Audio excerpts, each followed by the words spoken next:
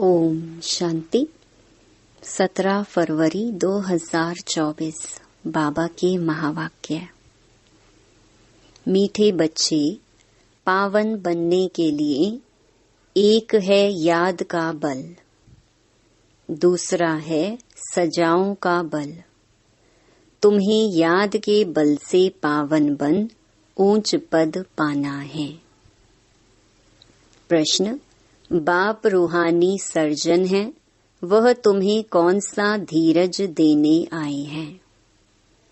उत्तर: जैसे वह सर्जन रोगी को धीरज देते हैं कि अभी बीमारी ठीक हो जाएगी, ऐसे रूहानी सर्जन भी तुम बच्चों को धीरज देते हैं। बच्चे, तुम माया की बीमारी से घबराओ नहीं। सर्जन दवा देते हैं तो यह बीमारियां सब बाहर निकलेंगी। जो ख्यालात अज्ञान में भी नहीं आए होंगे, आएंगे, लेकिन तुम्हें सब सहन करना है। थोड़ा मेहनत करो, तुम्हारे अब सुख के दिन आए कि आए। ओम शांति। बेहद का बाप सभी बच्चों को समझाते हैं, तुम सबको पैगाम पहुंचाना है कि अब बाप आए हैं। बाप धीरज दे रहे हैं क्योंकि भक्ति मार्ग में बुलाते हैं, बाबा आओ, लिबरेट करो, दुख से छुड़ाओ। तो बाप धीरज देते हैं। बाकी थोड़े रोज हैं। कोई की बीमारी छूटने पर होती है तो कहते हैं अब ठीक हो जाएगी। बच्चे भी समझते हैं कि इस छीछी दुनिया में बाकी थोड़ा रोज है, फिर हम नई दुनिया में जाएंगे। उसके लिए हमको लायक बनना है, फिर कोई भी रोग आदि तुमको नहीं सताएंगे। बाप धैर्य देकर कहते हैं थोड़ी मेहनत करो। और कोई नहीं जो ऐसे धीरज दे। तुम ही तमो प्रधान हो गए हो, अब बाप आए हैं तुमको फिर से सतो प्रधान बनाने के लिए। अभी सभी आत्माएं पवित्र बन जाएंगी, कोई योग बल से, कोई सजाओं के बल से। सजाओं का भी बल है ना। सजाओं से जो पवित्र बनेंगे उनका पद कम हो जाएगा। तुम बच्चों को श्रीमत मिलती रहती है। बाप कहते हैं माँ मेकम याद करो। तुम्हारे सब पाप भस्म हो जाएंगे। अगर याद नहीं करेंगे तो पाप 100 गुना बन जाएगा। क्योंकि पाप आत्मा बन तुम मेरी निंदा कराते हो। मनुष्य कहेंगे इनको ईश्वर ऐसी मत देते हैं जो आसुरी चलन दिखाते हैं। लाही चाढ़ी माना उतराव चढ़ाव भी होता है ना। बच्चे हार भी खाते हैं, अच्छे अच्छे बच्चे भी हार खाते हैं, तो पाप कटते ही नहीं हैं, फिर भोगना भी पड़ता है। यह बहुत छीछी दुनिया है, इसमें सब कुछ होता रहता है। बाप को बुलाते ही हैं कि बाबा आकर हमको भविष्य नई दुनिया के लिए रास्ता बताओ। बाबा जानते हैं उस तरफ है पुरानी दुनिया, इस तरफ है नई दुनिया। तुम हो नैया। अब तुम पुरुषोत्तम बनने के लिए चल रहे हो। तुम्हारा इस पुरानी दुनिया से लंगर उठ गया है, तो जहाँ जा रहे हो उस घर को ही याद करना है। बाप ने कहा है मेरे को याद करने से तुम्हारी कट उतरेगी। या तो है योग बल या सजाएं। हर एक आत्मा पवित्र तो जरूर बननी है। पवित्र बनने बिगर वापिस तो कोई जा नहीं सकते। सबको अपना अपना पार्ट मिला हुआ है। बाप कहते हैं यह है तुम्हारा अंतिम जन्म। मनुष्य कहते हैं कलयुग अर्जुन छोटा बच्चा है, गोया मनुष्य अभी इससे भी और दुखी होंगे। तुम संगम युगी ब्राह्मण समझते हो, यह दुख धाम तो अभी खत्म होना है।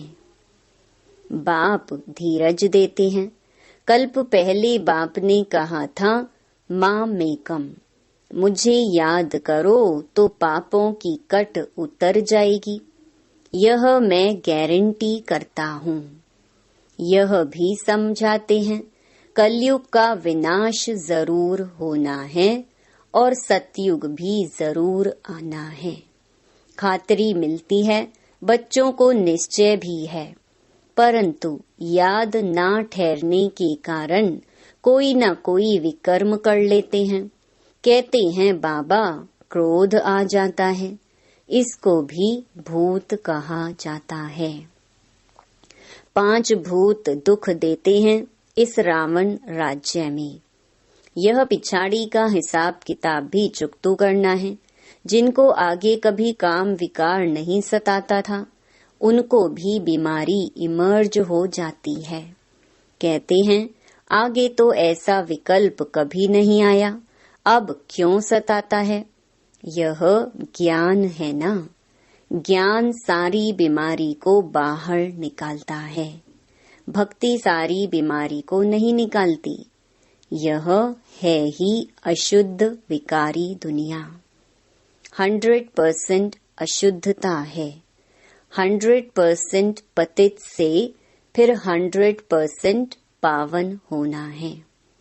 100% भ्रष्टाचारी से 100% पावन श्रेष्ठाचारी दुनिया बननी है। बाप कहते हैं, मैं आया हूँ तुम बच्चों को शांति धाम, सुख धाम ले चलने के लिए। तुम मुझे याद करो और सृष्टि चक्र को फिराओ। कोई भी विकर्म नहीं करो। जो गुण इन देवताओं में हैं, ऐसे गुण धारण करने हैं। बाबा कोई तकलीफ नहीं देते हैं। कोई घरों में भी ईविल सोल होती हैं तो आग लगा देती हैं, नुकसान करती हैं। इस समय मनुष्य ही सब ईविल है ना। स्थूल में भी कर्म भोग होता है। आत्मा 1-2 को दुख देती है शरीर द्वारा। शरीर नहीं है तो भी दुख देती है। बच्चों ने देखा है जिसको घोस्ट कहते हैं, वह सफेद छाया मुहाफिक देखने में आते हैं, परंतु उनका कुछ ख्याल नहीं करना होता है। तुम जितना बाप को याद करेंगे उतना यह सब खत्म होते जाएंगे। यह भी हिसाब किताब है ना। घर में बच्चियां कहती हैं, हम पवित्र रहना चाहती हैं। यह आत्मा कहती है, और जिनमें ज्ञान नहीं है वह कहते हैं पवित्र नहीं बनो। फिर झगड़ा हो पड़ता है, कितना हंगामा होता है। अब तुम पवित्र आत्मा बन रहे हो, वह हैं अपवित्र तो दुख देते हैं तो आत्मा ना, उनको कहा जाता है ईविल आत्मा। शरीर से भी तो बिगर शरीर भी दुख देते हैं। ज्ञान तो सहज है, सुदर्शन चक्रधारी बनना है, बाकी मुख्य है पवित्रता की बात। इसके लिए बाप को खुशी से याद करना है। रावण को ईविल कहेंगे ना। इस समय यह दुनिया है ही ईविल। 1-2 से अनेक प्रकार के दुख पाते रहते हैं। ईविल पतित को कहा जाता है।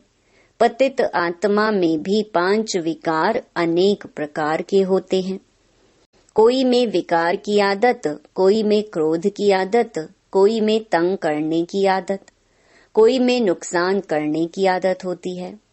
कोई में विकार की आदत होगी तो विकार ना मिलने कारण क्रोध में आकर बहुत मारते भी हैं। यह दुनिया ही ऐसी है। तो बाप आकर धीरज देते हैं, हे आत्माएं, बच्चों धीरज धरो, मुझे याद करते रहो और दैवी गुण भी धारण करो। ऐसे भी नहीं कहते हैं कि धंधा आदि नहीं करो। जैसे मिलिट्री वालों को लड़ाई में जाना पड़ता है तो उन्हों को भी कहा जाता है शिव बाबा की याद में रहो। गीता के अक्षरों को उठाए वह समझते हैं हम युद्ध के मैदान में मरेंगे तो स्वर्ग में जाएंगे, इसलिए खुशी से लड़ाई में जाते हैं। परंतु वह तो बात ही नहीं। अब बाबा कहते हैं तुम स्वर्ग में जा सकते हो, सिर्फ शिव बाबा को याद करो। याद तो एक शिव बाबा को ही करना है तो स्वर्ग में जरूर जाएंगे। जो भी आते हैं भल फिर जाकर पतित बनते हैं तो भी स्वर्ग में जरूर आएंगे। सजाएं खाकर पावन बनकर फिर भी आएंगे जरूर। बाप रहमदिल है ना। बाप समझाते हैं कोई विकर्म ना करो तो विकर्मा जीत बनेंगे। यह लक्ष्मी नारायण विकर्मा जीत है ना, फिर रावण राज्य में विकर्मी बन जाते हैं। विक्रम संवत शुरू होता है ना। मनुष्यों को तो कुछ भी पता नहीं है। तुम बच्चे अभी जानते हो यह लक्ष्मी नारायण विकर्मा जीत बने हैं। कहेंगे विकर्मा जीत नंबर 1, फिर 2500 वर्ष के बाद विक्रम संवत शुरू होता है। मोहजीत राजा की कहानी है ना। बाप कहते हैं नष्टो मोहा बनो, मामेकम याद करो तो पाप कटेंगे। जो 2500 वर्ष में पाप हुए हैं वह 50-60 वर्ष में तुम स्वयं को सतो प्रधान बना सकते हो। अगर योग बल नहीं होगा तो फिर नंबर पीछे हो जाएंगे। माला तो बहुत बड़ी है, भारत की माला तो खास है, जिस पर ही सारा खेल बना हुआ है। इसमें मुख्य है याद की यात्रा, और कोई तकलीफ नहीं है। भक्ति में तो अनेकों से बुद्धि योग लगाते हैं, ये सब है रचना। उनकी याद से किसका भी कल्याण नहीं होगा। बाप कहते हैं किसको भी याद नहीं करो। जैसे भक्ति मार्ग में पहले सिर्फ तुम भक्ति करते थे, अब फिर पिछाड़ी में भी मुझे याद करो। बाप कितना क्लियर समझाते हैं। आगे थोड़े ही जानते थे, अभी तुमको ज्ञान मिला है। बाप कहते हैं और संग तोड़ एक संग जोड़ो तो योग अग्नि से तुम्हारे पाप भस्म हो जाएंगे। पाप तो बहुत करते आए हो, काम कटारी चलाते हो, एक दो को आदि मध्य अंत दुख देते आए हो। मूल बात है काम कटारी की। यह भी ड्रामा है ना। ऐसे भी नहीं कहेंगे ऐसा ड्रामा क्यों बना। यह तो अनादि खेल है, इसमें मेरा भी पार्ट है। ड्रामा कब बना कब पूरा होगा ये भी नहीं कह सकते। यह तो आत्मा में पार्ट भरा हुआ है। आत्मा की जो प्लेट है वह कब घिसती नहीं है। आत्मा अविनाशी है, उसमें पार्ट भी अविनाशी है, ड्रामा भी अविनाशी कहा जाता है। बाप जो पुनर्जन्म में नहीं आते हैं वो ही आकर सब राज समझाते हैं। सृष्टि के आदि मध्य अंत का राज कोई भी नहीं समझा सकते। ना बाप का ऑक्यूपेशन ना आत्मा का, कुछ भी नहीं जानते। यह सृष्टि का चक्र फिरता ही रहता है। अब पुरुषोत्तम संगम युग है, जब सब मनुष्य मात्र उत्तम पुरुष बन जाते हैं।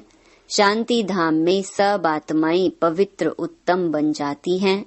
शांति धाम पावन है ना।